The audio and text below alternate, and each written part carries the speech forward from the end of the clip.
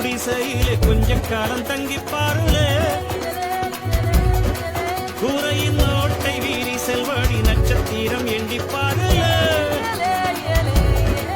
கூவும் செல்போனின் நச்சரிப்பை அணைத்து கொஞ்சம் செல்வண்ணின் உச்சரிப்பை கேட்போ வெறும் காலில் செருப்பின்று நடந்து மண்ணோடு பேசிக்கொண்டு போவோம் மழலைகள் ஆவோ